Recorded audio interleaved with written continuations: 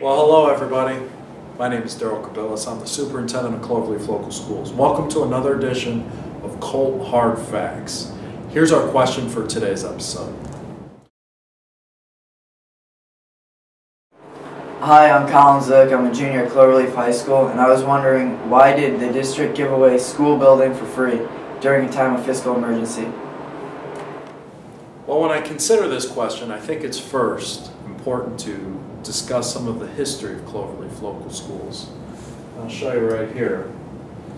As you can see here, there's 5 communities. Back in the late 1950s, they all got together and thought, how can we be more efficient? And what they decided to do was to create one school district. In creating that one school district, all 5 of these communities donated a building to that effort. And the net result, with all 5 of these schools consolidating into one, was one big Cloverleaf. So subsequently, Cloverleaf High School was opened around 1960, and of course a middle school was later opened in the late 1960s. Well, before I talk too much about these elementary schools, I'd be remiss if I did not mention the fact that we had recent open houses. And what came to my mind during those open houses is that so many people in these communities came out to see their elementary schools one last time.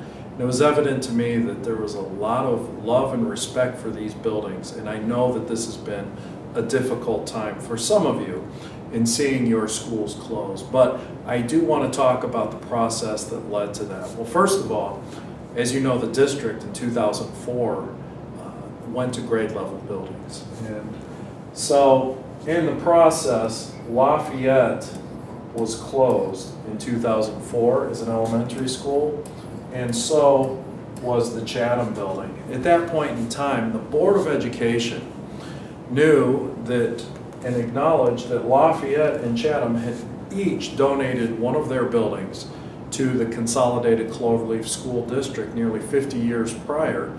They felt it only fitting to first offer those schools back to those respective communities before trying to sell one of these at the open auction. And that offer was first made to Lafayette, and understandably, when a community makes its mind up as to whether or not it's going to take on the responsibility of these buildings, it's a financial commitment. Even though the district may offer it back free of charge, there are maintenance on the grounds and the facilities itself, and it costs money even to have the heat and electricity operating. So understandably, not all communities took up the offer of the school district, and Lafayette was one of those. And so back in 2008, the decision was made by the Cloverleaf Board to auction Lafayette Elementary School, and subsequently that's been turned into a daycare center.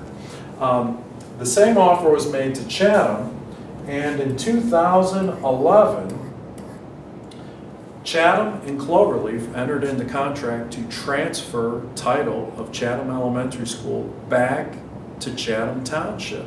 And the reason was that Chatham was going to use it as a community center. And my understanding is that it's still being used in that capacity, and it's thriving.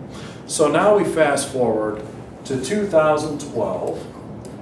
And that, of course, is when the new Cloverleaf Elementary School opened. And the Board of Education had started conversations well before that date with the mayors of Seville, Westfield Center, and Lodi, talking to them about the potential of those buildings going back to their respective communities, understanding that there's financial obligations to doing something like that. I'm sure it was a decision that was not easily come to by each of those individual communities, but in the end, Seville decided they would not take the building back, and as a result, that building was auctioned just this past January.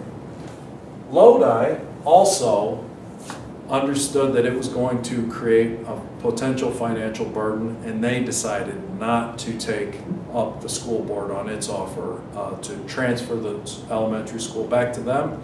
And subsequently, that was also auctioned in January.